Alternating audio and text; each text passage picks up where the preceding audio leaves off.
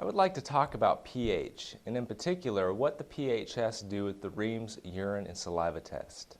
Now, the pH portion of the test is probably the most controverted or controversial part of the test. If you have any friends in the medical profession, medical arena, especially somebody that deals with blood draws and blood analysis, they will tell you that the pH in the body does not change very much. This has to do with a misconception of looking at the blood, which in the blood, the pH of the blood, an average blood sample would probably be about a 7.35 pH. And blood cannot change very much. The window, I call it a window of life, would vary from about a 7.22 to a 7.8. Anything outside of that would be instant death or at least comatose, okay? So the very fact that somebody has the ability to walk into a doctor's office and give some blood would indicate that their pH, at least the pH of their blood, would be a 7.2 to a 7.8. Now, there's a great deal of misconception, though, dealing or going from the arena of the blood to the pH of the urine and saliva. Now, there's a principle in Scripture that I'd like to bring up here, and several times it's mentioned about life being in the blood, or the blood contains the life of the body. One particular scripture you might be able to look at would be Leviticus 17:14, talking about the blood being the life of the flesh. Now, the reason why I bring that up is because the body knows that what's flowing through your veins is so incredibly vital that it's willing to rob every alkaline or acid element, depending on the need, to maintain that proper pH of the blood. But it will rob the elements, whether that be the bones or the tissue, it will rob what is necessary for the rest of those to function properly in order to maintain proper pH in the blood. Now, this is why when we test the urine and saliva, we actually get a very accurate picture on what's going on in the system.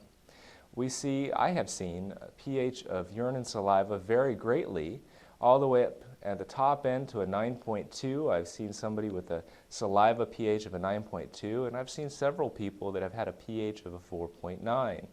Now, that's a great variance of pH, and if you figure that every one full number that you vary, if you go one way or another, like a 7 to an 8 is 10 times more alkaline than a 7, or a 6 would be 10 times more alkaline than a 7. A 6 would be 10 times more acid than a 7. And you factor that by multiples of 10, each digit you go out. So a 5 would be 10 times 10. So a 7 being neutral, a 5 would be 100 times more acid than a 7. Now, that's just a real basic introduction, but seeing people come through and having the pH vary so widely, something is obviously amiss if the blood is maintaining a 7.2. And this is one of the things about the tests that we see, that the body is robbing elements that are necessary for proper function. And especially if somebody's in an arena of something like fibromyalgia or lupus, or maybe prone to cancer or tendencies towards some of these illnesses, we tend to see a great drop in the pH, getting down below maybe a 5.5, 5.4 or below. We see that quite commonly. I'm not going to say every time, but we do see that quite commonly. So what's going on is the body is setting up in the system a great state of acidosis. The blood of that person, however, may be a 7.2, a 7.3, or whatever. So there is a great variance or great fluctuation of what might occur in the blood and the pH of the urine and saliva. Now, we see this represented in several different factors.